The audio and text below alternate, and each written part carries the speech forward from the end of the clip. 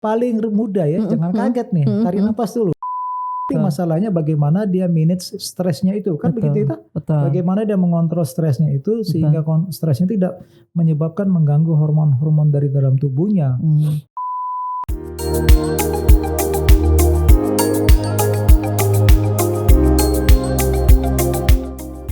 Baik, selamat pagi. Ngopi bersama dengan Rumah Sakit Premier. Ngopi pagi, karena kalau pagi-pagi tuh kayaknya pikirannya udah fresh banget. Tapi kalau ngomongin penyakit kayaknya pagi-pagi males ya. Hanya saja ini penting banget. Kalau kita bicara masalah jantung, biasanya orang pasti yang kepikiran adalah jantung koroner. Ternyata hari ini gak cuman ngomongin jantung koroner. Ada ternyata ilmu lain dan tindakan lain yang kita harus tahu. Bersama dengan Dr. Ian R. Efrata Sembiring, spesialis bedah torak kardiovaskular konsultan. Judulnya TEVAR dan EVAR. Kalau Bapak dan Ibu gak pernah mendengar kata ini, berarti untuk aliran sama saya langsung tanya sama Dr. Ian aja. Selamat pagi, Dok. Selamat pagi. Pagi-pagi ngomongin jantung. Ya, jantung hati. Ya, jantung hati ya. Kalau orang bilangnya tuh jantung kan heart harusnya. Iya. Tapi kalau kita hati, liver. Iya. Mana jantungmu sini? Oh ya, jantung, bukan hati ya, Dok. Ya, bukan hati. Dok, cerita dong. Tadi tuh sempat kepikiran ternyata kalau di Indonesia kan sebenarnya tingkat pemicu meninggalnya orang di Indonesia kebanyakan adalah jantung koroner. Betul. Tapi tadi sempat dapat prolos sedikit bahwa di luar jantung itu juga ada hal yang perlu kita perhatikan. Si TEVAR dan si EVAR itu saya nggak pernah dengar. Tapi Dr. Ian mungkin bisa mencoba untuk menceritakan kepada kita semua apa sih TEVAR, apa sih EVAR. Nanti akan berkembang pasti dari ceritanya Dr. Ian. Ya, Mbak Alfi. Ya, selamat pagi kita semua yang menikmati siaran ini ya. Jadi Mbak Alfi benar. Memang saat ini itu hingga 2021 WHO itu masih mengatakan memang penyakit jantung kardiovaskular. Oh, bukan koroner. Bukan. Jadi penyakit jantung penyakit kardiovaskular, jantung dan pembuluh darah. Jadi jantung dan pembuluh darah ini. Jadi ini satu kesatuan yang utuh sebenarnya. Nah, tapi memang di negara kita penyakit koroner itu menduduki tempat yang paling atas. Kenapa ya, Dok? Apa karena orang Asia kurang olahraga? Ya. Atau ini banyak hal? Banyak hal. Apakah jadi, termasuk genetik di dalamnya? Yes. Okay. Jadi kalau kita ngomong nanti kita sedikit aja ini ya penyakit jantung koroner itu multifaktorial. Artinya apa sih multifaktorial? Artinya banyak penyebabnya. Memang sekarang ini ya kecenderungan kami di Rumah Sakit Premier itu kita hampir sekarang ini mengerjakan koroner atau tindakannya kan namanya bypass ya atau CABG. Itu pada usia muda. Hah? Iya. Umur berapa yang dokter yang paling muda ya? Jangan kaget nih. Tarik nafas dulu. 28 tahun. Aduh, itu usia produktif. Ya, dulu. Tapi itu ya oke. 28 tahun. Yang paling tua di kita di Premier 83 tahun. Oh, kalau 83 tahun oke itu lah ya. Bagus. Nah, kalau yang 28 tahun ini adalah seorang eksekutif muda. Oh. Jadi memang hidup kerja yang stres, ya. Terus kemudian deadline, olahraga yang kurang, stres tinggi, obesitas, kebanyakan duduk. Yes, dan salah satunya adalah heavy smoker. Oke. Ini penting ya, penting banget. Itu nanti kita jadi multifaktorial sehingga banyak penyebabnya. Apalagi sekarang itu yang khususnya untuk kita yang dengan diabetes. Dok, tapi nanya dulu Dok sebelum lanjut. Dulu itu kayaknya masih orang-orang tua ya? Kok terjadi gradasi jauh banget? Jadi sekarang itu memang kecenderungannya itu karena lifestyle yang berubah. Jadi lebih muda. Nah dulu kalau saya dulu belajar waktu saya di Australia itu orang usia itu umur 70, 80 itu yang dioperasi. Dulu waktu saya berkecimpung pertama pun masih di atas 60 pada umumnya. Tapi dengan tadi itu lifestyle berubah, gak karu-karuan. Ya ketemunya usia 40, 50 itu sekarang sudah termasuk tua kalau dulu. Padahal 50 masih muda. Betul. Jadi seperti kemarin saya operasi 45. Jadi Ya itu lifestyle. Jadi bukan nakut-nakutin ini. Tapi Enggak, itu edukasi sih dok iya, ya. itu kenyataan yang kami alami sebagai dokter spesialis bedah jantung. Ini nanti pokoknya bagian lifestyle penting untuk Yes. digarisbawahi untuk mereduce, minimal tahu bahwa ada.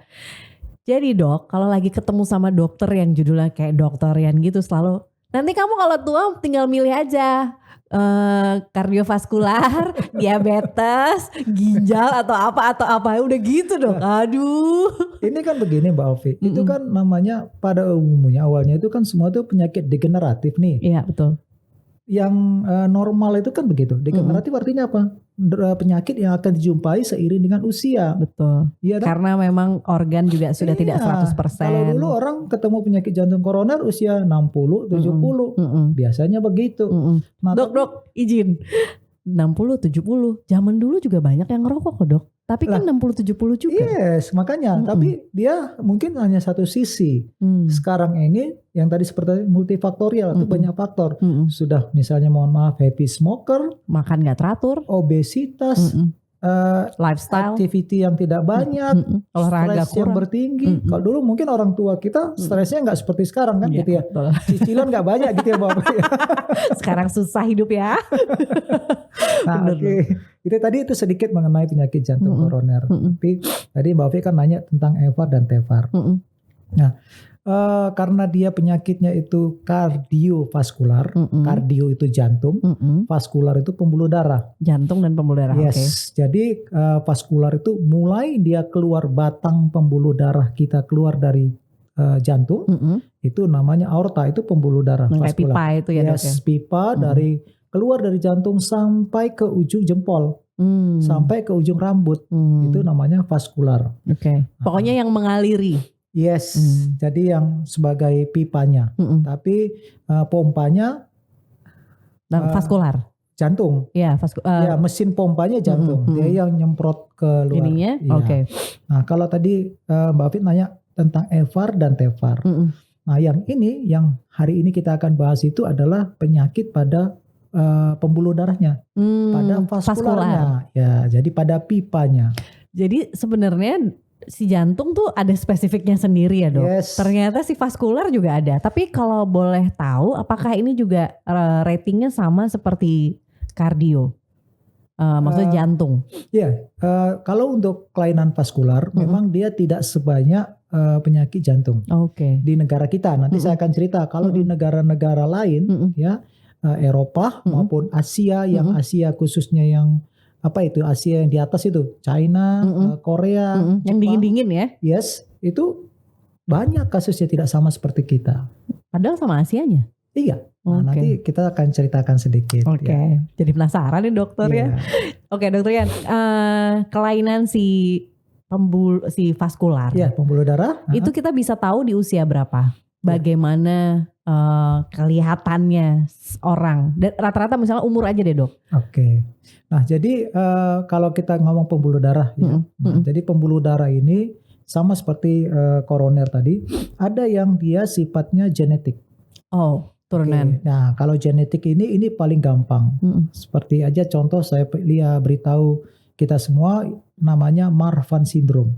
Apa tuh dok? Nah, Marfan syndrome ini memang adalah suatu kelainan di mana seluruh jaringan ikat atau kalau bahasa gampangnya, bahasa Maduranya ya, connective tissue disorder. Nah, berarti connective yang kayak jaringan kolagennya, jaringan ikatnya itu semuanya itu longgar.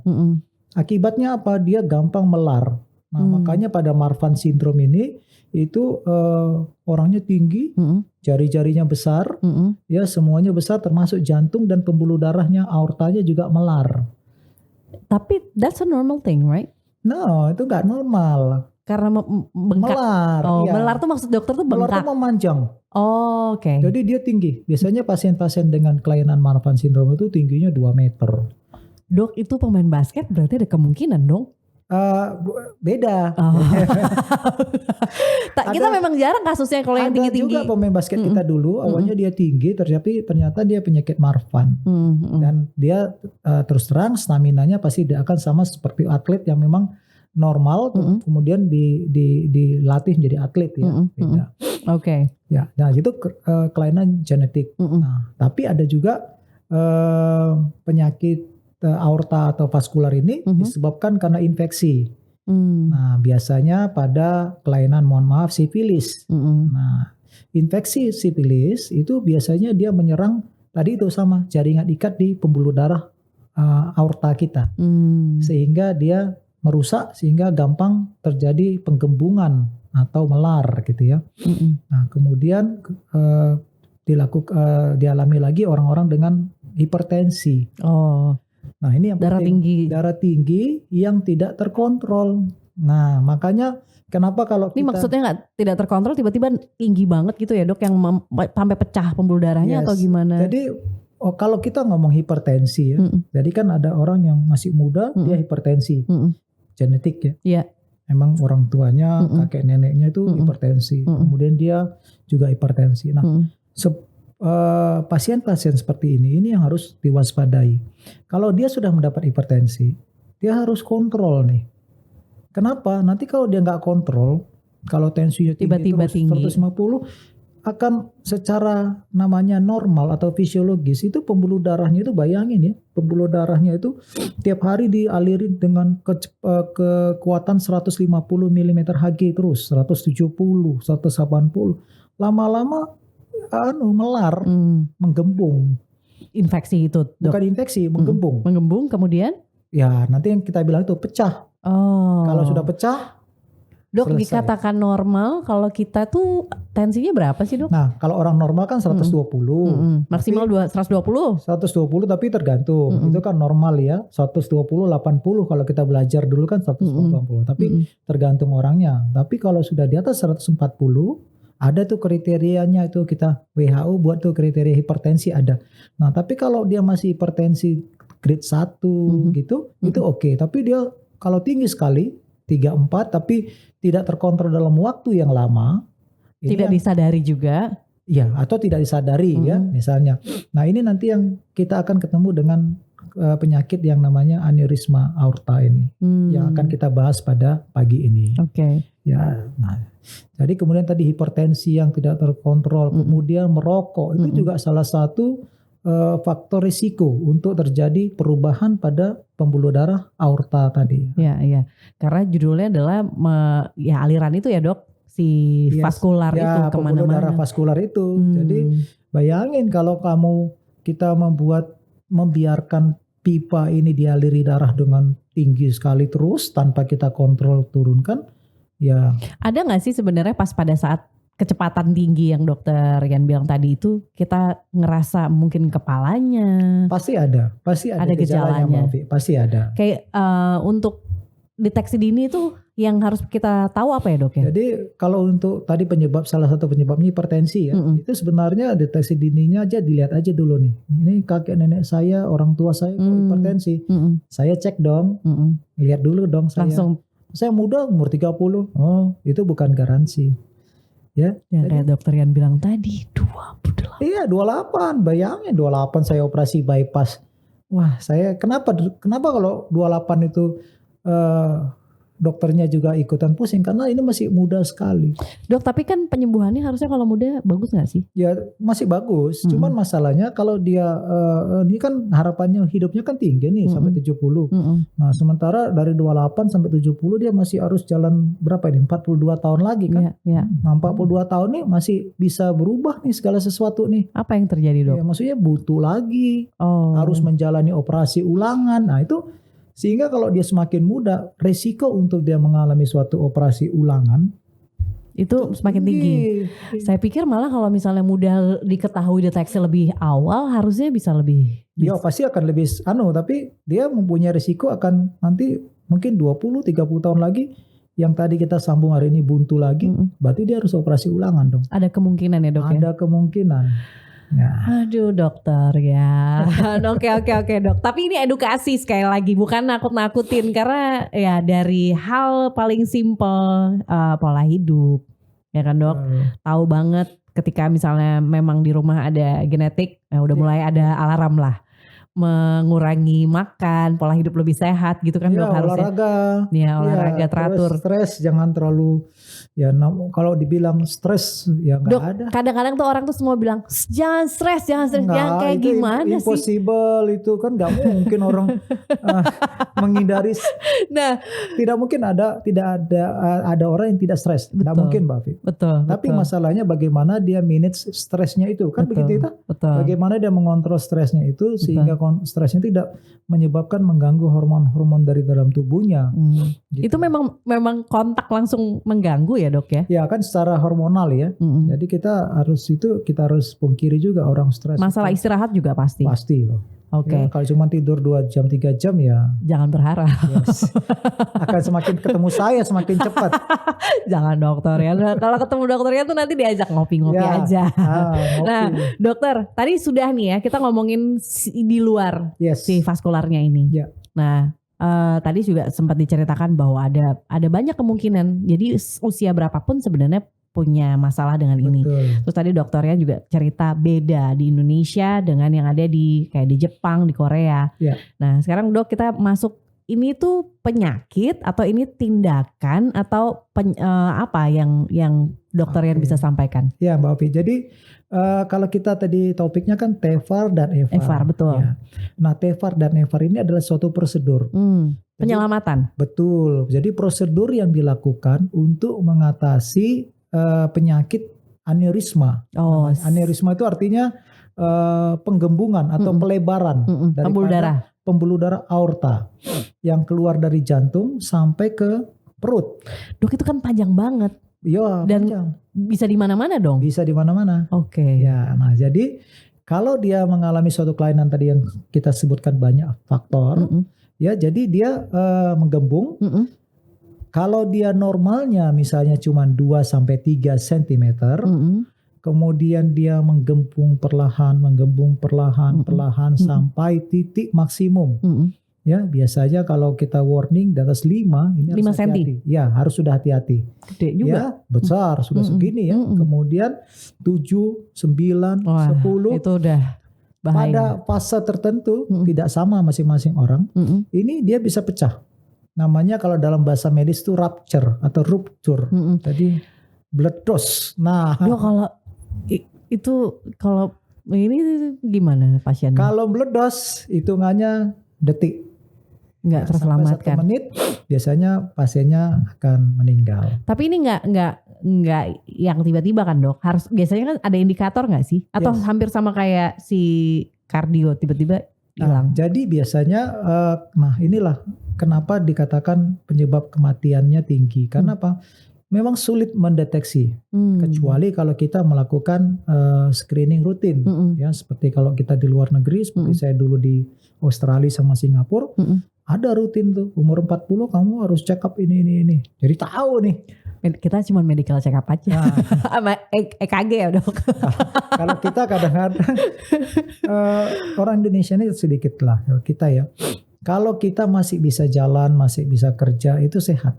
Oke. Padahal belum tentu. Sudah enggak enak badan pun tapi masih bisa aktivitas, itu sehat. Kapan dikatakan sakit kalau tidak bisa ngapa-ngapain? Nah, udah geblak. Itu namanya sakit. Definisi sakit kita itu. Padahal, tapi nggak gitu ya dok ya. Harusnya seperti pasien pada aneurisma aorta yang saya bilang tadi, dia harusnya sudah ada gejala itu. Mungkin nyeri-nyeri dada yang hilang timbul. Nyut-nyutan. Ya. Hampir sama kayak jantung ya dok ya? Ya. Pada waktu dia nyeri dada yang sakit sekali tiba-tiba, itu adalah petanda dia mengalami pecah, atau kalau dia belum ada diseksi namanya. Dok, apakah ada durasi waktu? Karena beberapa orang kalau misalnya lagi olahraga kadang suka nyeri. Yes, nah ini juga kadang-kadang orang dengan kelainan yang tadi kita katakan aneurisma aorta, dia nggak tahu nih, ya kan? Dia pikir everything is okay gitu ya, aku fine aja kok gitu. Dia aktivitas seperti biasa.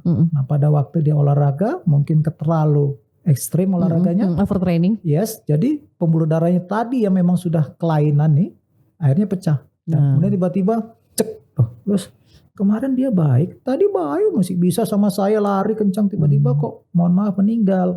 Nah itu berarti harus dicek lagi tuh. Jangan-jangan ada aneurismanya atau gimana. Nah tadi aneurisma ini menarik. Deteksi dininya sulit karena dia di dalam. Iya. Ya. Nggak kelihatan. Yes. Kalau kita bisul kan kelihatan dari luar. Betul. Nah ini nggak kelihatan. Nah jadi memang perlu screening yang ketat. Apa yang dilakukan dok biasanya?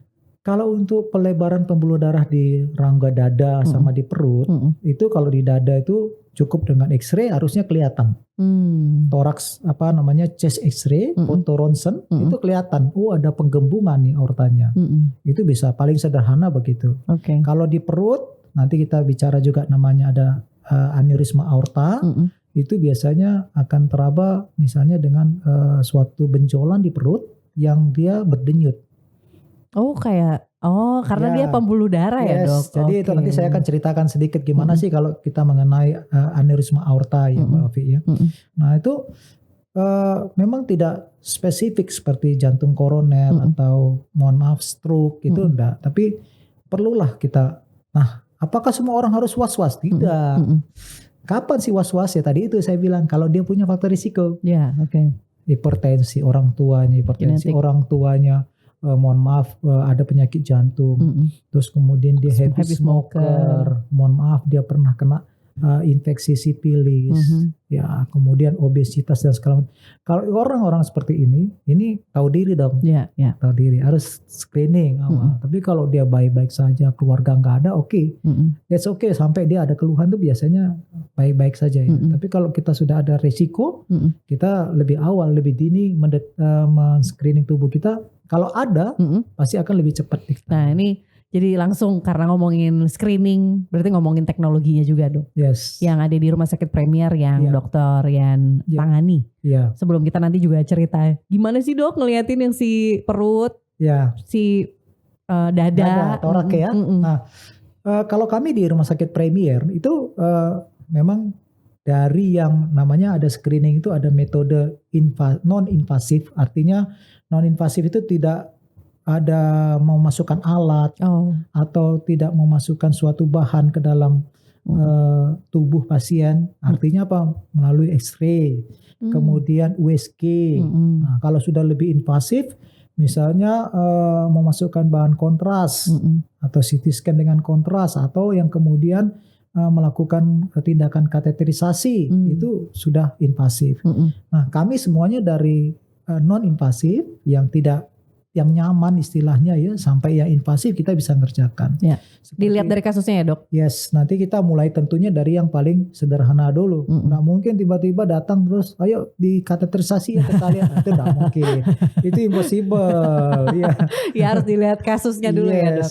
Mungkin USG dulu. Kemudian kalau prosedural. Ada kecurigaan ditambah dengan CT scan. Nah nanti baru kita anunya. Nah dok, cerita yang karena udah tahu model penanganannya harusnya sih nggak terlalu sakit ya dok.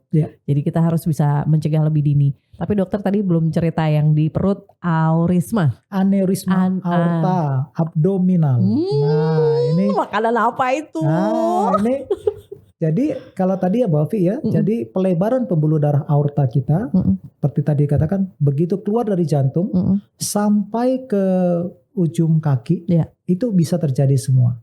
Nah, tapi yang paling tren itu adalah yang pembuluh darah di aorta, torakalis. Kenapa harus ditorak dan kenapa harus di perut sih? Karena ada lengkung-lengkungan gitu kah dok atau apa? Iya, yang kedua kalau ini pecah selesai cepat. Nah, beda dengan aneurisma di kaki. Kalau aneurisma di kaki kan paling kakinya bisa bengkak terus nyeri gitu ya, bisa kelihatan, langsung cepat ditangani. Tapi kalau aneurisma di torak yang dekat banget sama jantung, di perut, gitu dia mengalami suatu gejala, pecah maksudnya, cepat selesai. Nah, dok itu gimana taunya dok? Nah, jadi tadi memang saya bilang sulit ya, perlu screening khususnya pada orang-orang yang sudah disebutkan oleh risiko. Ya, jadi tapi kalau misalnya tidak pun gejalanya paling adalah nyeri. Kalau di perut juga nyeri? Ya, kalau perut itu malah unik ya. Tadi selain adanya tampak benjolan di perut yang berdenyut, biasanya dia sifatnya nyeri yang menjalar. Oh kayak mules gitu dok? Ya, atau? Enggak, dia menjalar ke bawah, ke bokong sama ke kaki. Nah itu hati-hati, kalau ada itu kemungkinan besar ini sudah ada istilahnya itu robekan ya atau diseksi. Nah, sama juga dengan seperti yang di dada. Kalau orangnya tiba-tiba nyumori sekali, kemudian dilihat rekam jantungnya baik, berarti ini bukan koroner. Oh, si pembuluh. Ya, berarti hati-hati pembuluh darahnya. Nah, itu biasanya dia nyeri, kemudian nyeri sekali, kadang-kadang habis itu meninggal, itu bisa. Atau habis nyeri sekali tiba-tiba ada gejala stroke atau CVA.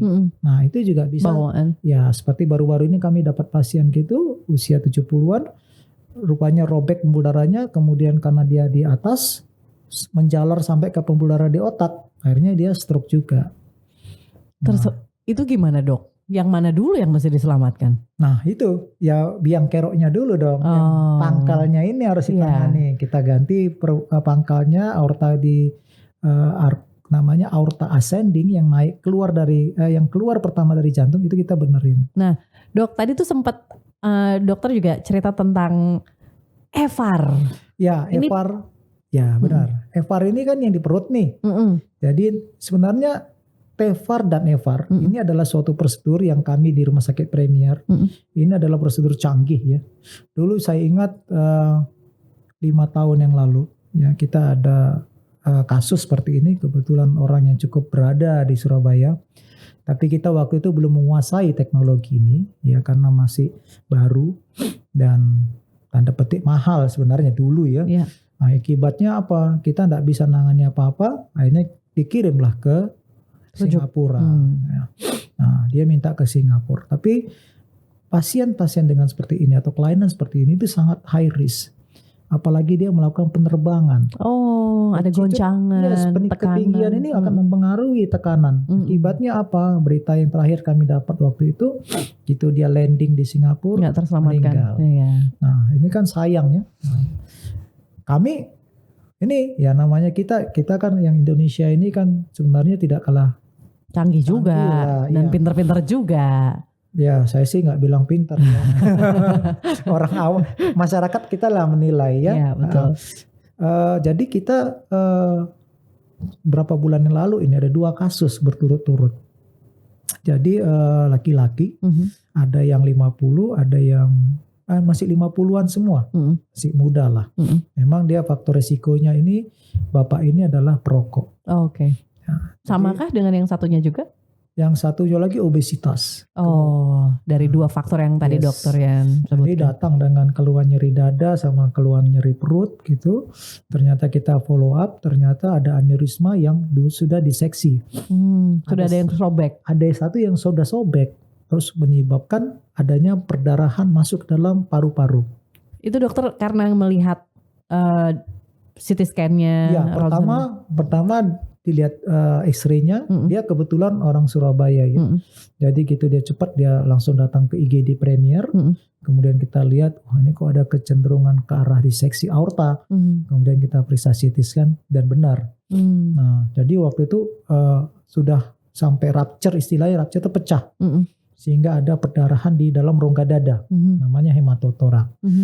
Nah, waktu itu ini kalau nggak ditolong dalam waktu hitungan ya jam atau apa, ini bahaya.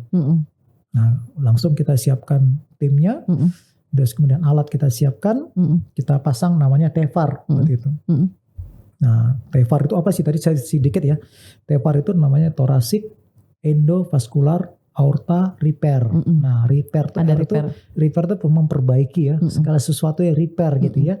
Nah, kalau EVAR itu Endovascular Aorta Repair, itu artinya biasanya pada perut ya, untuk kelainan aneurisma aorta abdominal. Nah, pada kedua pasien ini itu kita cepat siapkan, kemudian kita pasang. Saya teringat ya waktu 5 tahun yang lalu, itu waktu saya pulang dari Australia tahun 2010, itu setiap ada kelainan seperti ini mesti open. Artinya open itu dibuka. Jadi yang berbicara pisau nih. Jadi pisau, dadanya diskusi dibuka, terbuka, ya betul. Perutnya dibuka lebar, kemudian dilihat. Konvensional gitu ya dok ya? Metode konvensional dan dilakukan penggantian. ini saya dulu belajarnya begini nih. Guru-guru saya di Surabaya, di Australia, di Singapura ngajarnya begini nih. Oke. Ya, tapi seiring dengan teknologi ya kita bersyukurlah teknologi semakin berkembang. Sudah nggak ada lagi yang dibuka-buka kan, Dok? Ada tapi sudah berkurang.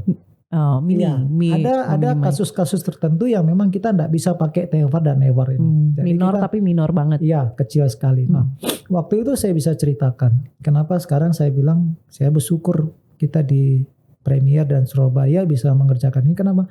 Kalau kita melakukan teknik yang open itu pertama perdarahannya luar biasa banyak. Sembuhnya pasiennya juga lama, Dok. Bayangkan luka besar, dia harus tinggal di ICU lama. Jadi kadang-kadang saya pikir operasi baru seminggu keluar dari ICU. Terus belum lagi komplikasinya, stroke dan segala macam. Tapi sekarang dengan teknologi TEVAR dan EVAR ini, itu dengan luka kecil di paha, sama seperti kalau orang melakukan kateterisasi jantung, lukanya cuma mungkin 1 atau 2 cm gitu. Nggak kelihatan. Kanan kiri, saya masukkan alatnya, dikembangkan alatnya, selesai sudah urusan. Ini yang si TEVAR dan EVAR juga sama, kurang lebih sama prosedurnya ya, Dok ya? Oke. Makanya kedua prosedur TEVAR dan EVAR ini itu dikategorikan minimal invasif prosedur. Ada tapi minor banget. Minor sekali. Jadi kalau dia mau pakai bikini pun Tapi boleh dong, ini salah satu yang perlu kita banggakan ya, Dok. Betul. Karena sudah nggak konvensional, ngelihatnya aja kok kayaknya darah-darah serem banget. Iya. Nah sekarang sudah bisa ada. Tapi juga tidak boleh menyepelekan untuk hal-hal vaskular. Apalagi kalau dokter yang tadi sudah bilang urusan obesitas, heavy smoker, stres, minimal harus bisa diredus. Betul sekali, Mbak. Nah, si alat kecil yang masuk si EVAR dan TEVAR ini, apakah ada kontraindikasi, Dok? Ya, jadi karena alat ini kan dibuat memang akan tinggal seterusnya di situ, di dalam pembuluh darah pasien tersebut. Betul. Jadi dia sudah dirancang untuk tidak menimbulkan suatu reaksi alergi tentunya. Kemudian tidak menimbulkan suatu reaksi yang infeksi yang berlebihan ya, atau inflamasi yang berlebihan namanya. Tidak ada sebenarnya kontraindikasi untuk pemasangan alat ini. Cuma tadi seperti saya katakan itu memang tergantung lokasinya. Jadi apakah semua bisa dipasang? Tidak. Ya, tapi jumlahnya yang tidak bisa dipasang ini sudah kecil. Akibatnya kalau tidak dipasang apa? Ya kembali ke teknologi konvensional. Itu sayatan terjadi. Ya, tapi kalau dalam urusan life saving atau menyelamatkan jiwa harus dilakukan dong. Iya, betul. Makanya kalau saya sekarang kan selain juga dokter bedah di rumah sakit, saya kan juga ketua program studi. Jadi saya mengajari dokter-dokter yang spesialis itu bedah torak kardiovaskular PPDS. Itu dia harus tahu dulu teknik open ini. Sama yang dialami oleh Dr. Yan, ya kan? Di Australia di mana di open dulu semua. Open dulu baru nanti dia menguasai tekniknya minimal invasif. Jadi pada waktu tidak ada alat atau tidak bisa dikerjakan dengan alat ini, secara prosedural bisa.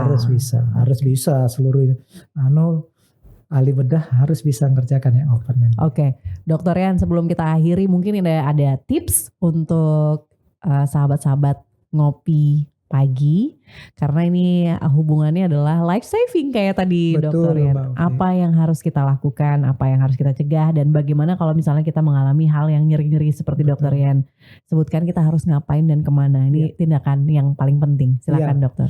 Ya, Mbak. Jadi menarik sekali ya obrolan pagi ini ya, ngopi pagi. Banget, kurang lama. Jadi penyakit kardiovaskular seperti tadi kami sudah katakan, ini masih nomor 1 penyebab kematian di seluruh dunia, bukan di Indonesia. Tapi apa yang kami amati para dokter yang berkecimpung di bidang kardiovaskular ini, ada tendensi untuk semakin muda.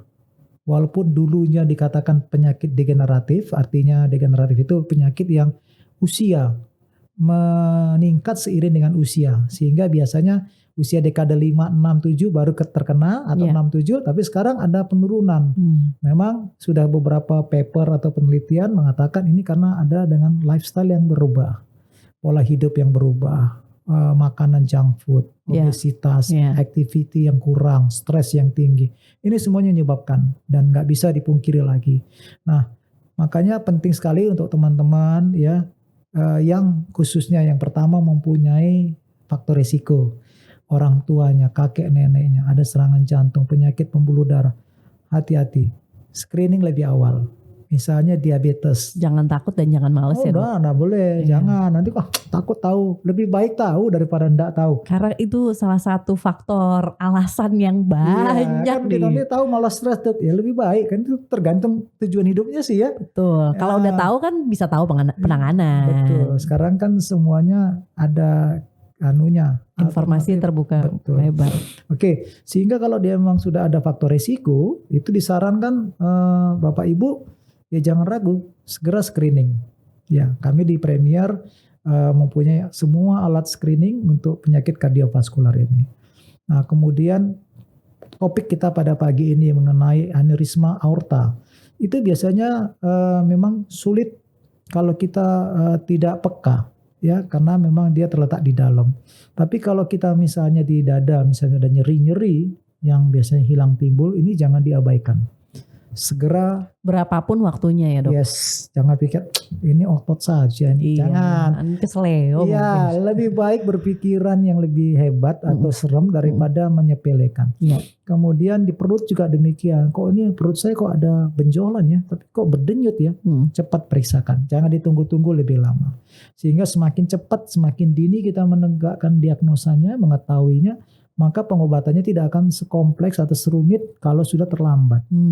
Sekarang kemajuan teknologi, Mbak Afi, terima kasih untuk teknologi semuanya. Kita dari dulu insisi harus 30 cm, sekarang berubah menjadi 2 atau 3 cm. Jauh banget. Yes, jadi dengan nyaman seperti pasien TEVAR ini, hari ini operasi, besok dia sudah bisa mobilisasi. Iya. Hanya satu malam aja di ICU untuk observasi, besok pindah ruangan, mobilisasi 3 hari, dia pulang. Bandingkan dengan teknologi operasi konvensional yang sebulan. Ya 5-10 tahun ke belakang, itu 1 minggu di ICU, belum lagi komplikasi seperti pneumonia, infeksi dan segala macam. Jadi Bapak Ibu, ya teman-teman yang di rumah itu jangan khawatir ya sekarang. TEVAR adalah prosedur canggih yang kita sudah bisa kuasai. Di Indonesia, Surabaya dan Premier kita sudah bisa ngerjakan. Jadi enggak perlu jauh-jauh. Ya, Surabaya ada. Ya, Surabaya ada. Dr. Rian ada. Jadi gak perlu kemana-mana. Kan sudah pasti lengkap.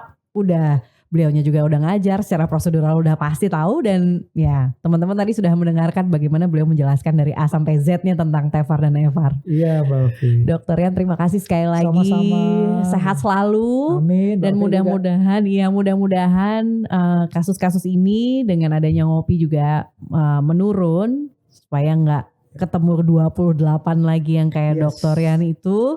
Dan mudah-mudahan juga ini buat insight untuk kita semua. Salam bahagia dan sehat selalu. Sampai ketemu lagi di Ngopi bersama Rumah Sakit Premier.